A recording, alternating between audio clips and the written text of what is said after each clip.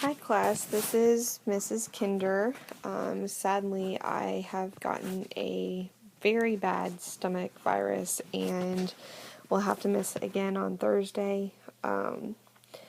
Hopefully your test went well yesterday. I'll be grading them as soon as I get back.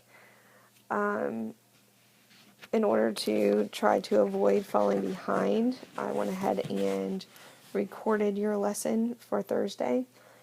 So if you could go ahead and get out a blank sheet of paper and turn with me to page 52. Page 52. It'll be 2.1 real numbers.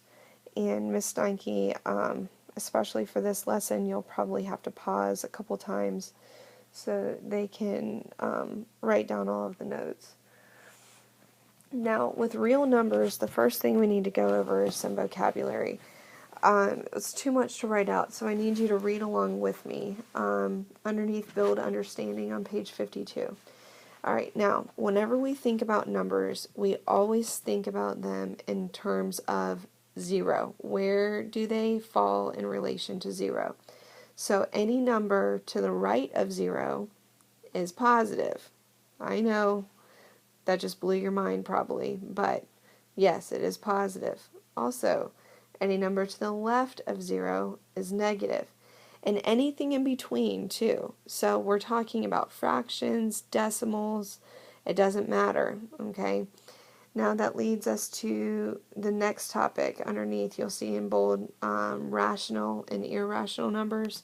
A rational number is any number that we can write in the form of a over b. Basically, any number that we can write as a fraction. An irrational number would be a number that does not terminate its decimal and it does not repeat. So even a repeating decimal is considered rational.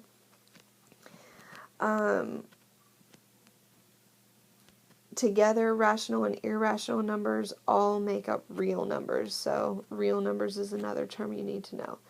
And then in the next paragraph, the coordinate of the point, graph of the number, those are just fancy words for graphing the numbers on the number line. And that represents, there's only one point on a number line that can represent a certain value. So if a point is plotted on the 1, it's a 1. It's not any other number. So that's kind of common sense to an extent. So you definitely need to know those terms in order to understand this lesson. Now in example 1, it gives us a set of numbers. And it says to graph them. Graph them on a number line. Sorry, Jalen, we do have another chapter where you have to graph. I know you're probably disappointed, but this one is a little bit easier than last chapter. And no, I'm not picking on you. I just remember that you did not like that. So anyway, on a quiz or a test, most likely I would give you the number line. But in the case that your homework does not, you want to look at the range of the numbers. They go from -4 all the way up to 0.25. So your graph needs to, or your number line needs to start down at -4, and then it'll end at 1. Alright, and I know that I wrote that really fast. Obviously, I already wrote it. I just pressed a button. But notice how I plotted each one with a dot, and then I wrote its corresponding, okay, so the coordinate of the point. I wrote its corresponding value above it. You need to make sure that you do that on your homework tonight. Alright, so that's all we did. That's everything for example 1. Now in example 2, we're using a number line to compare these numbers. So are they greater than, less than, or equal to? You might say, well, I can do that in my head and I don't need to do it on a number line. I understand that. We're going to start off by showing that we understand it with a number line, and then as we progress throughout the year, you won't have to do that anymore. Okay? For your homework tonight, if it asks you to do that, you need to make sure that you do it on a number line. Alright, so again, my smallest number looks like it's -3. My largest number is a 2. So that's going to be the range of my number line, -3 all the way to 2. And now I'm going to take each one of these values, -3, 1, 2, 0, 1/4, and -3/4, and I'm going to plot them on the number line. Alright, Ms. Nike, this might be a spot where you want to go ahead and pause it so they can write this down. Okay, so now, hopefully you've copied those down. Now you're just going to compare them. Okay, so in the first one, you're comparing -3 to 1. Alright, well, obviously, in terms of 0, remember, in the negative, those are smaller numbers, so -3 would be less than 1. Okay, now let's do the next one. 2 to 0. Alright, well, there's 0 to 2. Okay, so graphing those, 2 would be greater than 0. And then 1/4 to -3/4, I can clearly see that 1/4 is bigger than -3/4. Alright, now in example 3, I want you to look with me on page 53. There's just too many number lines to draw them all out, but I want you to pay attention to some of the details here. Now look in example A. It says graph the integers from -3 to 2. Well, an integer is a whole number, okay? So that would be -3, -2, -1, 0, and you'll see underneath the solution that they plotted points all the way from -3 to +2, and that was the graph. But then notice example B. It says the real numbers from -3 to 2. Well, a real number can be any number in that range. It could be, remember, a real number is an irrational or an irrational number. It can be any of them. So they plotted the points on -3 and 2 because that's the range, and then they have a solid line connecting those two values because it could be anything that falls in that range. Now on C it says all real numbers less than or equal to 2. So since we had the less than or equal to, we still plot it with a closed dot because it can fall on the 2.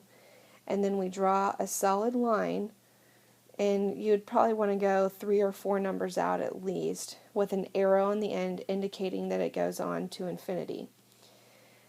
Now on example D, it says all real numbers greater than -1.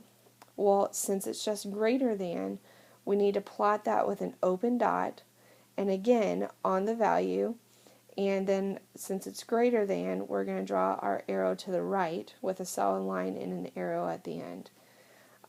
So if it ever says equal to, make sure it's a closed dot. If it's just less than or greater than, it's always going to be an open dot. Alright, now for example 4. In example 4, all we're doing here is substituting the value for the variable and stating the answer. So what would -t be when t is 2.7? It would be -2.7, and that's your answer. What would negative d be when d is -1/3? Well, that's a lot of negatives. Before you start trying to guess at the answer, go ahead and just substitute it in. Negative, the negative that was already there, and another -1/3. Okay, now deal with the double negative inside the parentheses. A double negative equals a positive. 100% of the time it always equals a positive, but I still have a negative out front, so my net answer is -1/3. Okay, now in example C, we're dealing with absolute value. Anytime you see the vertical bars, and you may have seen these in previous math classes, you probably have, that indicates absolute value. Just as a refresher, absolute value is the number regardless of its sign. It is not positive or negative. So when you substitute in the absolute value of -6.5, it's just going to be 6.5. Don't mistake this for being positive, because absolute value is neither positive nor negative. Alright, now one thing that I do want to note here is that on your homework, I do want to see these substitutions. So substitute in the value for the variable and then tell me what the answer is. Okay, don't just write the answer.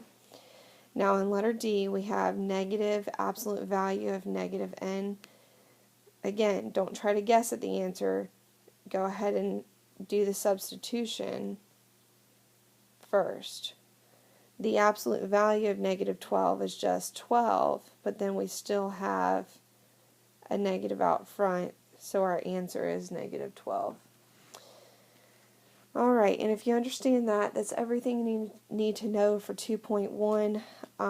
If you need to rewatch this lesson, it's up on YouTube. It probably won't be connected to the Facebook page.